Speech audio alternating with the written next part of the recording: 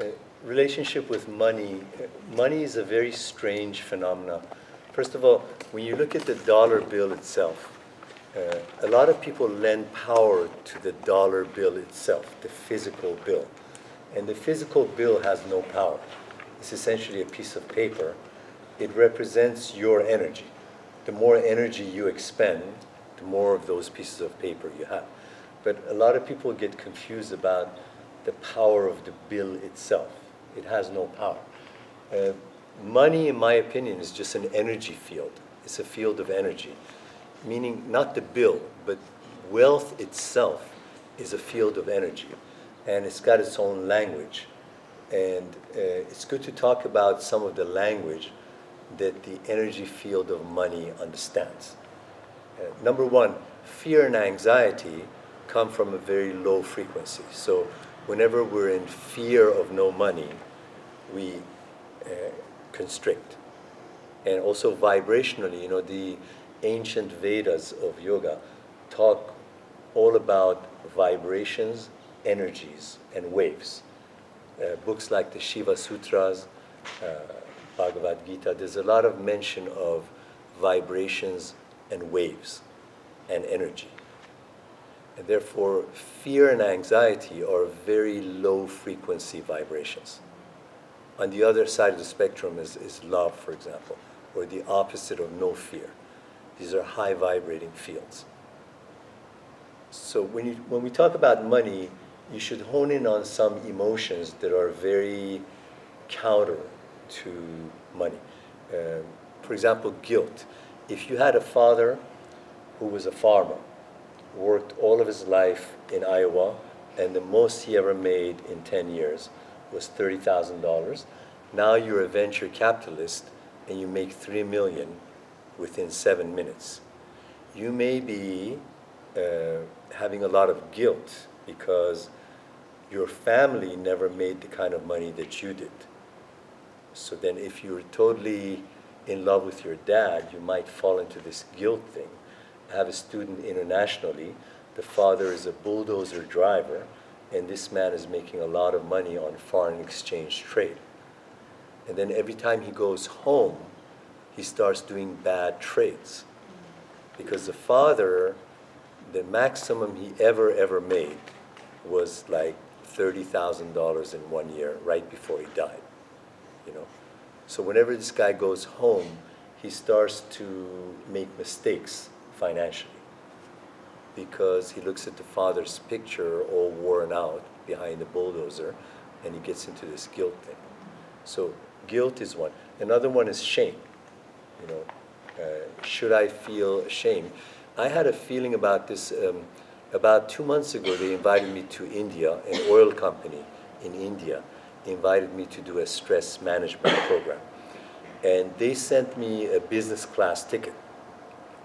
And typically I don't travel business class because I do a lot of travel. So I was sitting there, and in business class or first class, all of the common folk come and pass you by, and they kind of give you a look. It's not a bad look, but you have to witness 80 people passing you, and everybody gives you one look and passes by. So then you have to examine your emotions. Mine were interesting emotions because the ticket was bought for me by somebody else. But I was sitting there on the very first row, and I was one of them. I usually go back there. So I was examining my own emotions of what happens, Another way to examine yourself, what happens to you when a homeless person comes up to you? Do you become very aggressive, or do you become extremely guilty and give them too much money? Or do you just totally ignore them and roll up the windows? People's reactions to homeless and beggars are very, very interesting. Very few people look the person in the eye and ask for their name and have a chat, as if you're not constricted. Very few people are able to. The people who are able to make contact with a beggar basically don't have a feeling of shame or guilt. In India, actually, I tried giving watermelon to the beggar children. And they started cursing at me. They said, we want dollars, not watermelons. I did that on purpose to figure out if they're hungry or not. And I found in Buddha Party, where Satya Sai Baba was, those children are not hungry. So they got very angry at me when I offered food. But I wanted to check it out for my own conscience to see what's really going on. Coming back to money, there's an economic model about how people make their money. Listen to this. The employee who's getting a paycheck month to month, that's the least powerful within the model of making money. So every month you're waiting for your paycheck to come in. One step higher than that is that you become a contractor.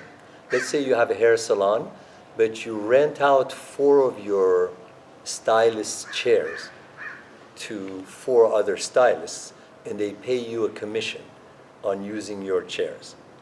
So that's step 2. You own the salon, you're the main contractor, but you have subcontractors working for you. A masseuse could do the same thing. That's step 2. Step 3, you open up your own firm, and you've got your own employees, so the employees are working hard to contribute to your money. I mean, if you're a very decent person, you could do profit sharing at the end of the year, but everybody's working for your benefit.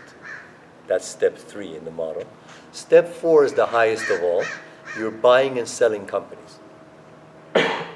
So there, every trade that you do, you're buying 2,000 employees, 60,000 employees. This is just an economic model. So you go from employeeship to a contractor with subcontractors, to company owner, to buying and selling companies. This is just one model of economics.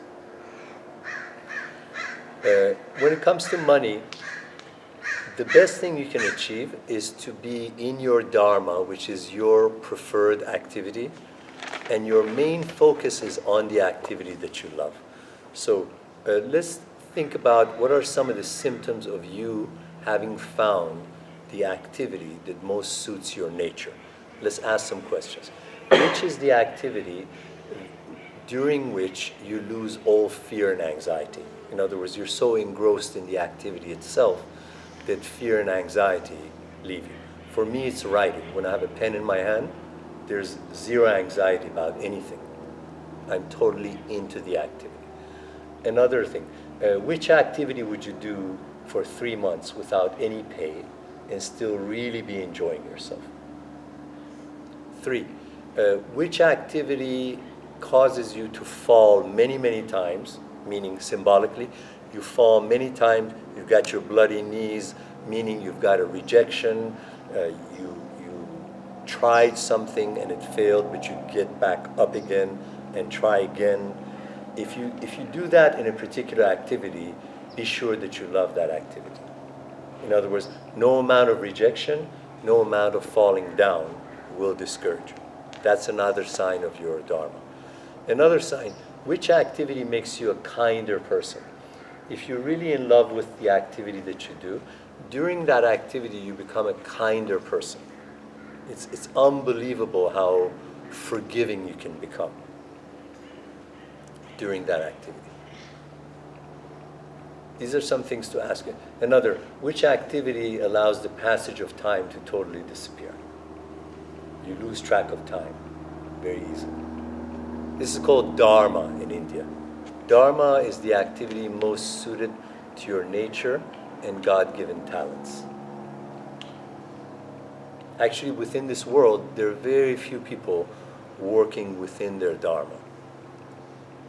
I think the author of Harry Potter is an interesting example. At some point, she had become homeless even, but she didn't release the Harry Potter idea.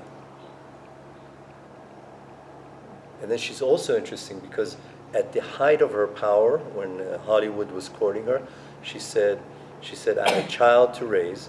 I've promised myself that I'm going to write this many Harry Potters. Once that's done, I'm just going to go off to the side. And very few people are willing to retire at the height of their glory. It takes a lot of strength. It's like a Hollywood star just going off to North Carolina and running a horse ranch right at the height of her power. Very few people are able to do that. So coming back to money. Money, it comes from energy. If you're working in your Dharma, you obviously have more energy because your heart and your soul are turned on by that activity. The other thing about Dharma, if you're working in an activity that you love, you're usually not focused on the financial results of it. If you're very engrossed in what you do, you're more engrossed in the task than the financial results of it. Of the people making big money, very few of them count money. Because counting money constricts your mind to the balance that you currently hold. So you see, if you're looking at your balance on November 15th or 14th, then that is a static picture. So whenever you look at your balance, that's just a static picture. It doesn't take into view what might come if you make a move, maneuver somehow. Because money is not static that way. The other thing about following your Dharma, you won't help but be able to help other people. In other words, you won't be able to help yourself. If you're in your Dharma and really loving what you're doing, you naturally start to uplift other people as you're making your own money. And then that really becomes a winning combination. If you feel like there's a lot of love coming to you because you're upholding other families and you're making money and reinvesting back in the money, that's really heaven. So you're in your optimal activity, you're talented in that activity, you lose track of time, you're a kinder person in that activity, and then the money starts to come in and you uplift other people. Because you're uplifting other people, they're also uplifting your entity, all at the same time. So at this point, I have 18 assistants around the world that are helping me in various activities. Their lives have totally changed, and they're changing my life totally also. So it's a very good combination. I think the tough thing about following Dharma is anybody who's ever tried it, they'll say, well, nobody can make money making cookies. Or I write novels about the 18th century, so there's no market for that. And that's essentially wrong. If there's a fire burning behind your eyes, people are going to believe you. That's the secret, actually. Somebody did a TED.com talk about Steve Jobs and other owners of other computer companies. And this talk was very interesting. They were saying that Steve Jobs never came before the microphone and said, I'm a computer manufacturer. Essentially, his message was, buy me because I am innovation. Every single person I hire is on the leading edge of innovation. And this speaker was saying that the reason we see a mile-long line the day that the iPhone 6 is introduced, people are not lining up for the machine. They're lining up for the message of Steve Jobs. And if you think about it, it's very true. You know, you go to Best Buy to buy a computer, and typically you'll see there's an ad for that computer. It says 4 gigahertz of speed, 2 terabytes of hard disk capacity for $399.99. Come and buy us. The Apple message in an Apple store is very different. The Apple message is basically buy the genius of Steve Jobs. That's why you're walking into that store. You're not going for the $399.99 discount, typically when you walk into an Apple store. So let's take this talk to a novelist If you have that fire burning behind your eyes, people are buying you. Whether you write about the 18th century or not, people are buying your energy. So when it comes to money, all of your money is being generated by energy. If you lack energy, you're going to go bankrupt. You need to seek an environment and a circumstance that maximizes your energy. This is kind of a novel approach. Instead of saying, okay, I'm 19 years old, I'm going to go searching for the major that's going to give me the highest income. That's how I'm going to pick my major. Take a different approach. Say, what activity is it that gives me unending energy? The Energizer rabbit, you can't turn it off. Obviously, that person is going to make a lot of money, no? Because they just don't run out of energy. It could be in any activity. And if you think about yoga, yoga is actually the science of energy management. It's not worded that way. We talk about mantras and asanas being the yogic postures and all that. But if you really